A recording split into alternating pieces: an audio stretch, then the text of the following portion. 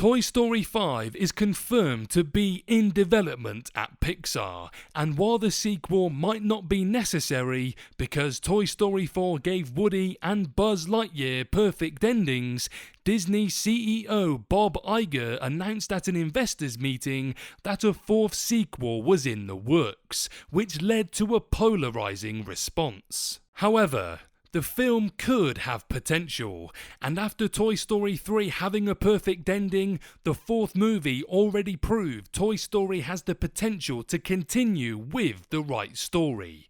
In this video, I'd like to talk about how they could finally answer what happened to the franchise's darkest character. But before we head back to Andy's room, I'd like to say hello guys and gals, I'm Nick, and welcome to 30's Feedback.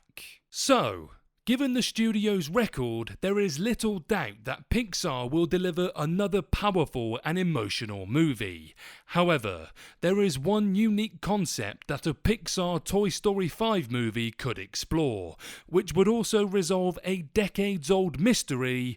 What happened to Andy's next-door neighbour, Sid? He is the only human character in the Toy Story franchise that has ever seen the toys come to life, which is a traumatic event that would scar even the toughest of adults.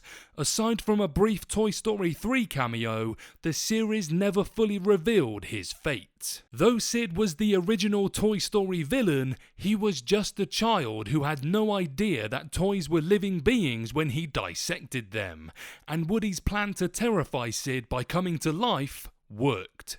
Sid had a cameo in Toy Story 3, his skull t-shirt under a garbage man vest giving it away, but that remains the only sighting or mention of Sid since the original. He would surely not have kept the fact that toys come alive to himself. Maybe he tried to convince people only to be dismissed. Toy Story 5 can finally complete Sid's story by finding out exactly how he dealt with Woody's play nice trick. So play nice.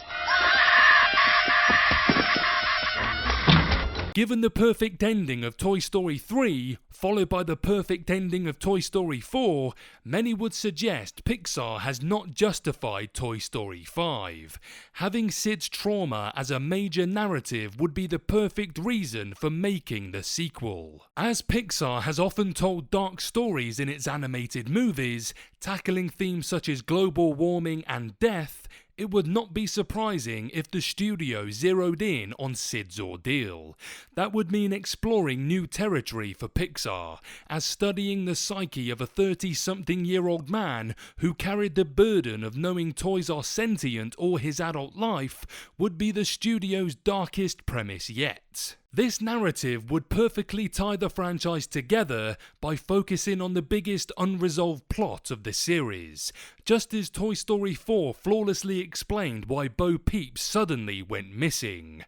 However, exploring Sid's life comes dangerously close to turning the toys into villains. If Sid has had to deal with trauma for decades, that essentially means Woody is responsible for ruining his life. At least that connects with the original Pixar plan for villain Woody. Most interestingly, Toy Story 5 could see Sid trying to convince the world he was not lying, which would give the series higher stakes than ever before. What do you guys think? Would you like to see Sid back in Toy Story 5?